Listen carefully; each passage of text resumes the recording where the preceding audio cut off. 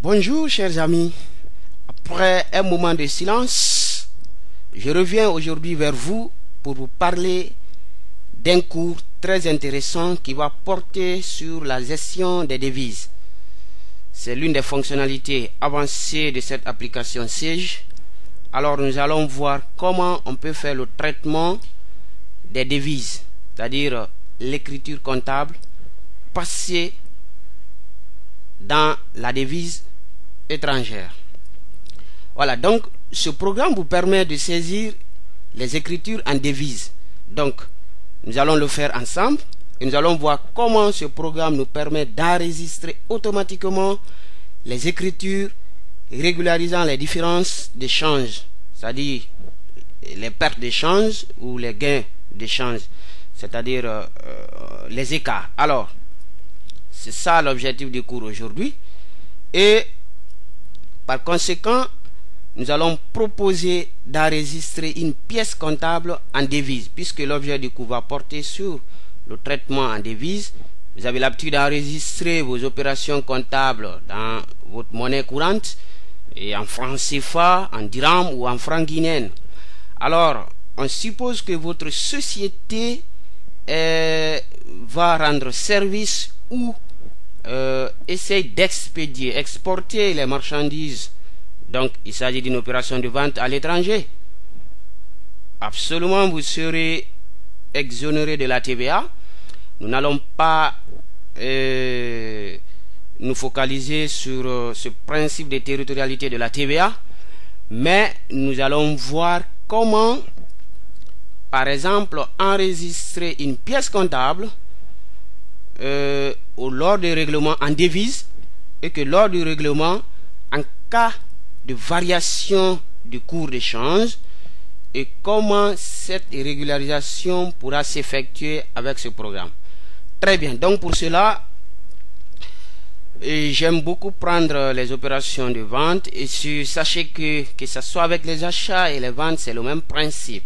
Donc on va supposer que c'est une opération de vente. Alors, donc, je vais afficher la liste des journaux et nous allons passer notre opération, ne serait-ce qu'une seule opération illustrative qui va nous permettre de comprendre comment ça se passe. Alors, je vais ouvrir le journal Vente étrangère. Alors je vais prendre le mois d'août, par exemple. Voilà. Bien. Et l'enregistrement, la façon dont vous avez l'habitude d'enregistrer dans vos journaux standards, c'est le principe est le même. Mais ce qui va un peu changer, c'est l'environnement. L'environnement de notre journal, c'est-à-dire j'ai fait un pré-paramétrage que je ne peux pas le faire ici parce que ça va prendre assez de temps, mais je pense que je pourrais revenir sur le cours pour pouvoir expliquer ce paramétrage, ce pré-paramétrage. Alors nous allons partir rapidement. On suppose que le 10 de ce mois, nous avons fait une opération de vente à l'étranger. Donc on suppose que c'est en France. J'aime toujours prendre le cas de la France ou dans la zone euro. Bien, donc le numéro de facture, nous allons mettre facture 01, serait-ce qu'un exemple. Et le compte, donc avec la saisie des opérations en devise, vous commencez par votre client, et parce que d'habitude vous avez vous enregistrez vos opérations dans vos journaux standards en commençant par le compte de vente de marchandises ou vente de services pour que le client soit automatiquement débité.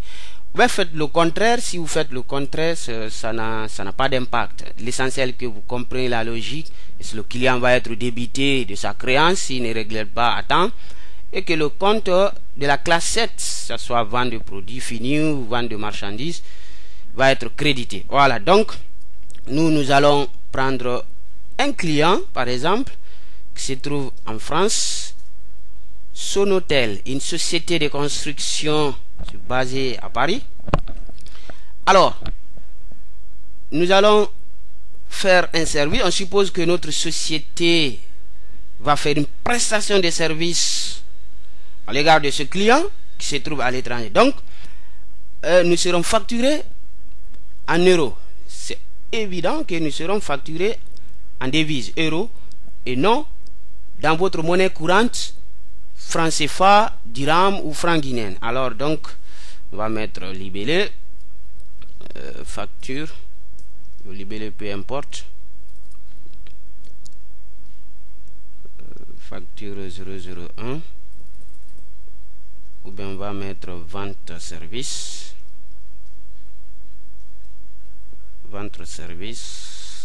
envers notre client Sonotel. Donc nous avons déjà mis le numéro de la facture. Alors ici le règlement automatiquement par chèque, parce que ce modèle de règlement était déjà affecté, donc ça vient automatique. Et si le règlement doit s'effectuer en espèces, donc vous ouvrez cette partie et vous prenez espèces. Donc on va laisser sous chèque. On va supposer que à la date de l'échéance, le client va nous émettre le chèque. Voilà, et automatiquement vous voyez la date d'échéance est prise en compte. Nous avons facturé notre client le 10 et il va régler le 9 septembre, donc ça veut dire après 30 jours. Et la devise est en euros, donc vous voyez ici c'est pas dans votre monnaie courante mais en euros, donc vous prenez en euros. Et déjà, vous voyez la parité, le cours d'échange, c'est-à-dire à la date de facturation, quel était le cours d'échange. Ici, dans notre cas, c'est 11,89. Bien entendu que vous devez faire un petit paramétrage pour arriver, pour que cette parité, du moins, excusez-moi, vous soit donnée par le programme parce qu'il l'a déjà mémorisé. Alors, ici, vous avez montant en devise, donc, quel a été votre montant de facture, quel est votre montant de facture du moins. Alors nous on va supposer par exemple que c'est 1092, un exemple, 1092 euros. Donc 1092 euros, c'est le montant en devise. Voilà, et nous avons automatiquement un montant au débit. Donc un montant dont le montant de la devise automatiquement multiplié par la parité. Alors nous allons valider cette opération. Ça veut dire que le client est débité de ce montant. Ici on s'en fout du montant de la monnaie courante. Ce qui nous intéresse parce qu'on fait le traitement en devise étrangère. Parce que nous sommes sur le territoire, disons français, en Europe, on nous facture en euros. Très bien. Voilà le montant en devise, c'est ce qui nous intéresse. Et du coup, nous allons créditer notre compte vente. Donc, toujours le 10, la même facture. Alors, cette fois-ci, nous allons prendre vente de services produits à l'étranger. C'est un service rendu. Voilà. Et automatiquement, le compte est crédité de cette valeur et on valide. Bien, nous venons de passer une opération de vente de services. Alors le règlement doit s'effectuer le 9. Il faut que le client Sonotel engage et respecte son engagement à la date d'échéance en nous émettant le chèque ou en nous faisant un virement ou en nous donnant le montant en espèces. Et déjà que le mode de règlement c'est par chèque, donc on s'attend à un encaissement de la part de Sonotel. Très bien. Alors, la deuxième phase, c'est l'opération de règlement que nous allons passer encore. Donc, on va supposer que, bien que nous sommes au mois d'août, on va supposer que le 9 septembre est arrivé. Donc, il faut ouvrir le journal de notre banque pour passer l'opération de règlement. Donc, pour cela, puisque c'est en septembre, on va supposer que septembre est arrivé, ou tout simplement en octobre, ça dépend. Donc on va voir septembre, va ouvrir septembre. Voilà. Mois de septembre, on va passer l'opération de règlement de notre client Sonotel. Donc c'est l'ONEF. On va respecter. Le numéro de facture c'est 001. Et ici, ce que vous remarquez, vous avez directement la contrepartie. C'est-à-dire, contrairement à votre journal standard, que les opérations comptables dans les monnaies courantes que vous avez l'habitude de faire, et dès que vous passez, vous créditez d'abord le client qui perd, c'est-à-dire ce montant qui fait le règlement, et vous voyez automatiquement le compte de la caisse et du compte de trésorerie va s'afficher automatiquement. Mais ici, la contrepartie s'affiche d'abord. Donc vous ne ferez qu'à régler d'abord ou à créditer aussi le client. Donc nous allons mettre le compte tiers, Sonotel, et automatiquement on aura le compte collectif client. Alors le règlement c'est par chèque. La date d'échéance c'est le 9 9e mois 14. Alors il va forcément régler en euros parce que la facturation c'est en euros. Alors toujours il y a la parité, le cours d'échange qui s'affiche, mais nous allons supposer un cas, c'est-à-dire la facturation a été effectuée le mois d'août, le 10 du mois d'août, mais au bout de 30 jours on va supposer qu'il y a une variation de ce cours d'échange. Alors on va voir maintenant cette répercussion sur les documents comptables et comment le programme va nous permettre de faire cette régularisation. C'est ça l'objectif du cours. Donc on va supposer que le cours a baissé ou a augmenté.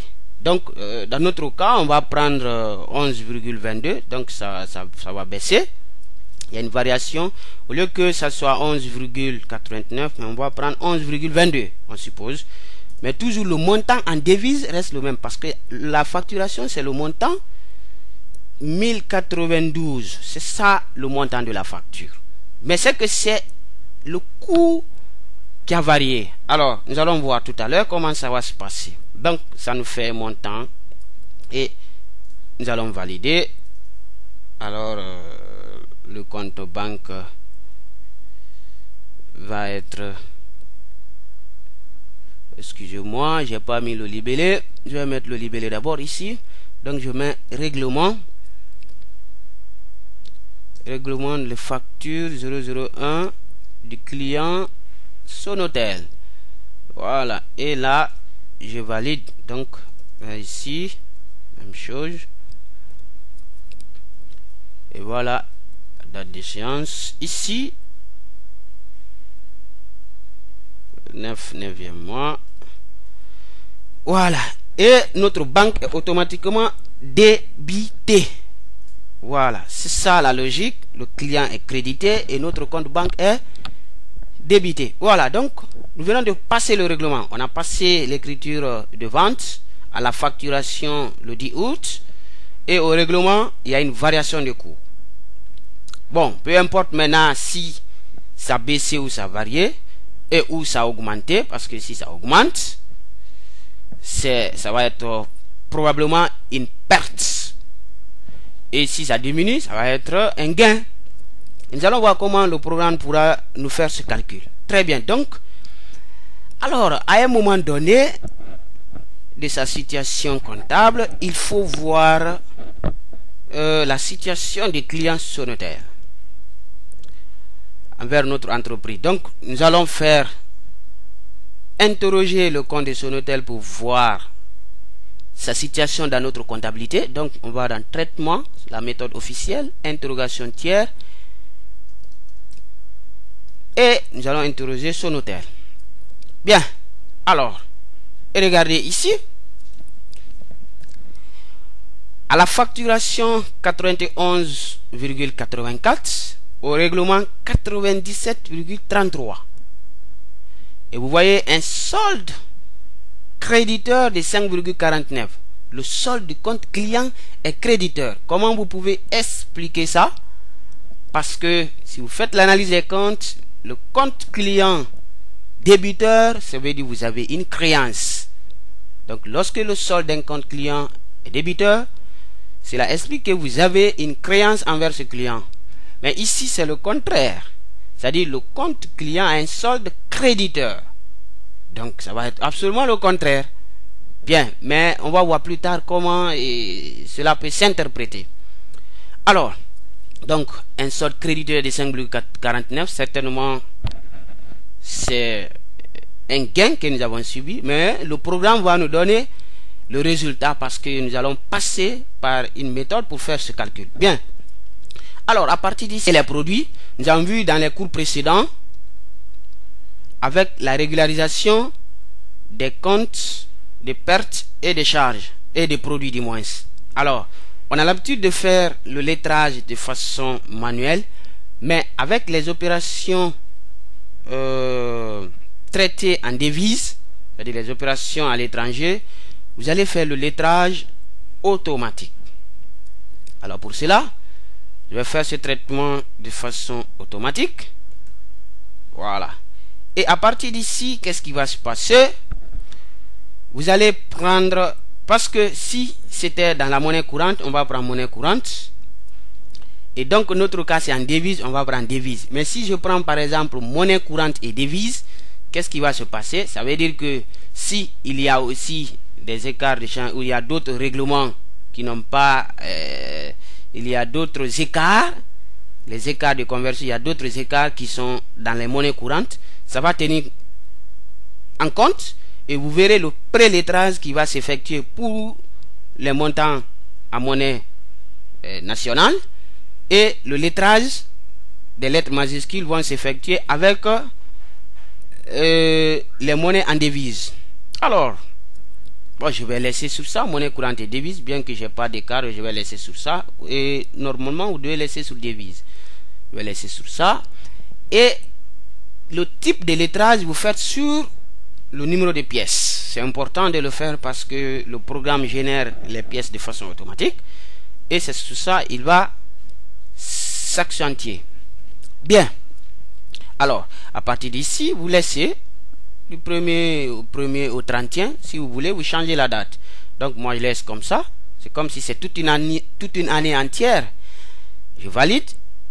Et voilà, je pense que le lettrage est effectué. Voilà, donc vous voyez déjà.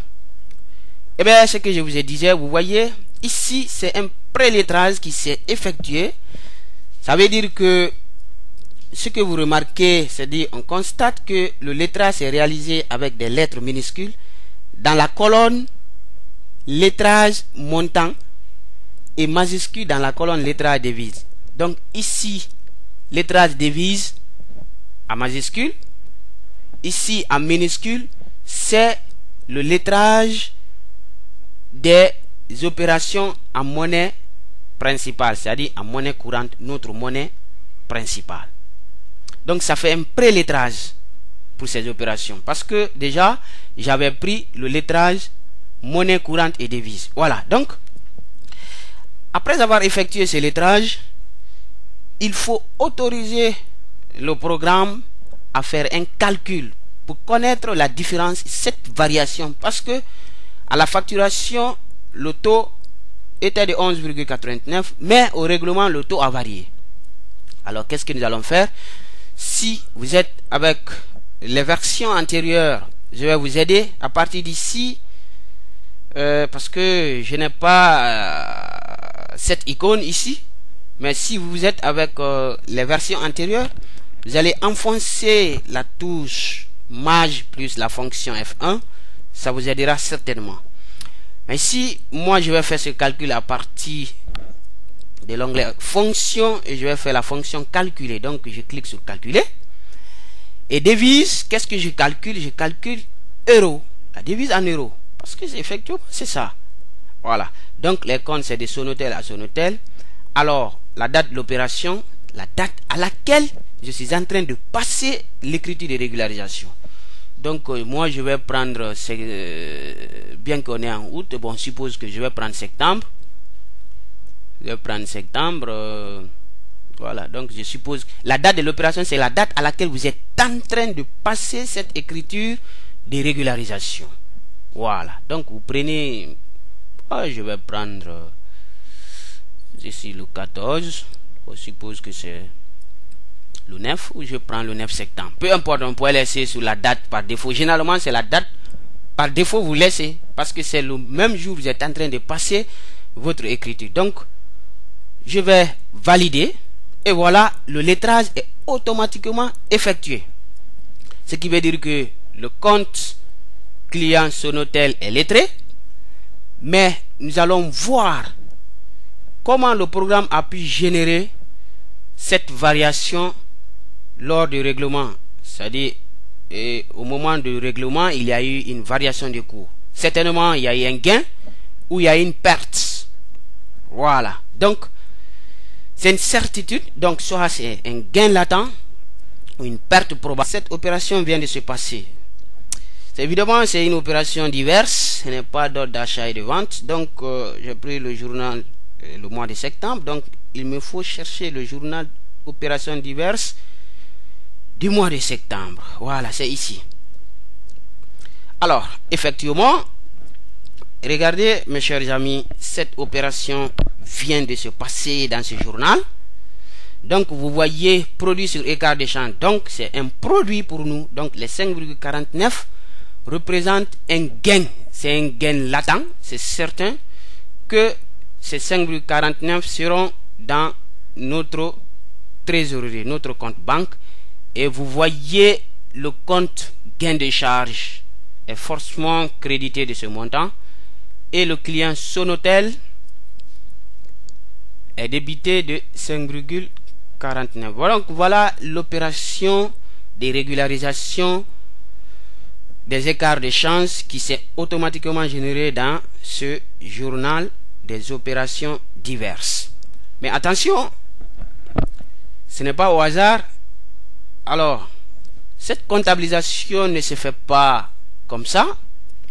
Vous devez au préalable faire un petit rattachement, une petite liaison pour dire au programme qu'en cas de ces opérations pareilles, que ça soit comptabilisé dans ce compte, d'où la création des modèles de saisie. Alors, je vous ai montré dans le cours précédent sur les ajustements et lettrage. Alors, c'est ici à propos de votre société au niveau de l'onglet ajustement et lettrage. Vous voyez ici au niveau de écart de change, vous autorisez le programme à passer l'opération dans le journal des opérations diverses.